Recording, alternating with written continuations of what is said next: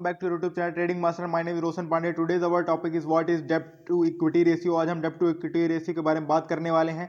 ये क्या होता है, इससे हमको क्या प्रॉफिट होगा और ये हमारे लिए क्यों इंपॉर्टेंट है मार्केट के लिए जानना। इससे हमको क्या प्रॉफिट होने वाला है जो भी हम सब इंक्लूड करेंगे और इसको कैलकुलेट कैसे करते हैं वो भी बता देंगे। बाकी आपको कैलकुलेट करने की जरूरत नहीं है। जब भी आप स्टॉक देखें तो आपको बस इतना जान लेना है कि मार्केट का जो भी आप स्टॉक देख रहे हैं उसका डेब्ट टू इक्विटी रेशियो कितना है।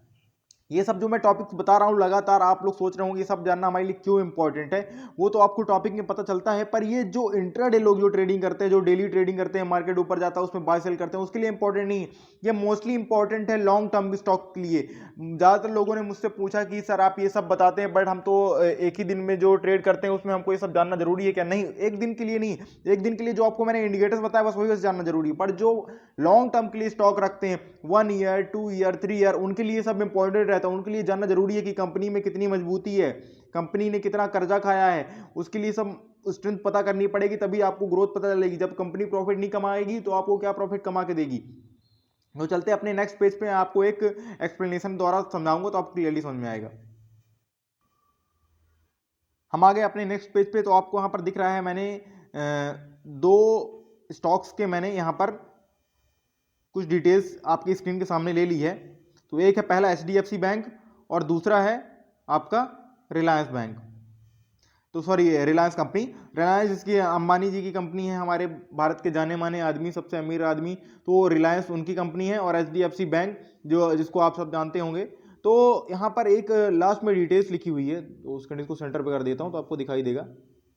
लास्ट में डिटेल्स लिखी है डेब्ट टू इक्विटी रेशियो लिखा है, और यहाँ पर भी डेब्ट टू इक्विटी रेशियो सबसे नीचे दोनों के चार्ट में देखिए, रिलायंस के भी और HDFC के। तो HDFC के जो नीचे लिखा है डेब्ट टू इक्विटी उसमें 7.20 लिखा है, और वही रिलायंस में 0.41, मतलब इवन 1 भी नहीं है रिलायंस का, और HDFC 7.20। तो रिलायंस जो कंपनी है उसके जितने भी उसने डेप्ट लिए थे, डेप्ट मतलब होता है, जिनको मतलब ही नहीं पता डेप्ट का, उनका डेप्ट का मतलब बता दो। डेप्ट मतलब होता है कर्जा। मोस्ट ऑफ द लोग जहां पर ये देते आ जाते हैं उनको डेप्ट का मतलब ही नहीं पता नहीं रहता है, फिर वो डीएम करते हैं कि सर डेप्ट का मतलब क्या है। तो मोस्टली सर्च कर सकते हो अगर कोई आपको मतलब नहीं समझ में आता। डेप्ट का मतलब होता है कर्जा। जो भी कर्जा लिया है उसका इक्विटी जो रेशियो है, इक्विटी जो अपन शेयर्स उठाते हैं उनको क्या बोलते हैं? इक्विटी। जब हम ओवरनाइट कैरी करते हैं तो हम उसको क्या बोलते हैं? हमने इक्विटी शेयर्स उठाए हैं। तो वही डेप्ट टू इक्विटी रेशियो अब उसका कितना है रिलायंस का? 0.41।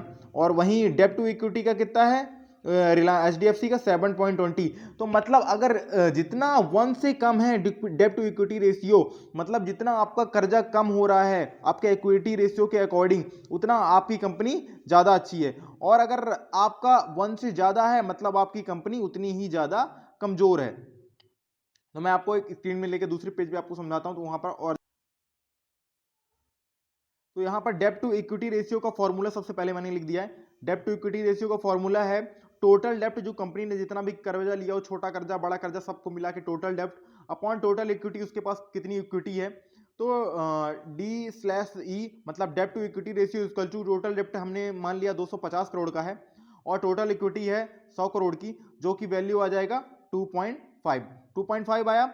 अब यहाँ पर मेन इंपॉर्टेंट पॉइंट्स की तरफ आ जाते हैं, जो हमने इंपॉर्टेंट पॉइंट्स लिख रखे हैं स्क्रीन के सामने। आइडियल क्या है? अगर एक से छोटा है, जो डी वैल्यू है वो एक से छोटी है। सबसे पहले पॉइंट के देखिए, एक बड़ा है ना यहाँ पर, मतलब यहाँ पर जो इसका मुंह घुमा है वो 1 की तरफ घुमा है, मतलब 1 बड़ा है। अगर 1 से छोटा है तो कंपनी का डेब्ट टू इक्विटी रेशियो सही है। अगर 1 से ज्यादा बड़ा है डेब्ट टू इक्विटी रेशियो तो वो गलत है, क्योंकि इसकी वैल्यू कितनी है? 2.5 है, मतलब 1 से ज्यादा है, मतलब ये गलत है। अगर ये हमारी कंपनी के लिए अच्छा नहीं, अगर हम इस शेयर को उठा लेते हैं तो अगर हमको आगे चल के ये गिर भी सकता है, बैंकरप्ट हो सकता है। मोस्टली डेब्ट टू इक्विटी रेशियो देखा जाता है जब कोई भी कंपनी अगर बैंकरप्ट हो जाती है, बंद हो जाती है, तो उसके लिए होता है। जैसे अभी एक फोर्ड कंपनी है, वो अभी बैंकरप्ट हो गई है टोटली, तो वो बंद हो गई। अब जिन्होंने उनकी कार ले रखी है, अब जिन्होंने उनके स्टॉक्स ले रखे हैं, उन सबको आधा आधा जो भी हिस्सा मिला होगा, मैंने तो नहीं लिया था, जिन्होंने लिया होगा उनको बहुत कम मिला होगा। उसके लिए आपको पीवी रेशियो पढ़ना पड़ता है कि अगर कोई कंपनी बैंकरप्ट हो जाती है उसका आपको कितना हिस्सा मिलेगा। तो पीवी रेशियो मैंने बता रखा है कि वो भी 1 से नीचे ही होना चाहिए, उनकी भी वैल्यू 1 से नीचे ही आनी चाहिए। तो आपको ये सब कैलकुलेट नहीं करना, ये सब लिखा रहता है डिटेल्स में, जैसा मैंने आपको भी स्क्रीन के सामने दिखाया था। वैसे आपको यहाँ पर सारी चीज डिटेल्स में यहाँ पर लिखी रहती है।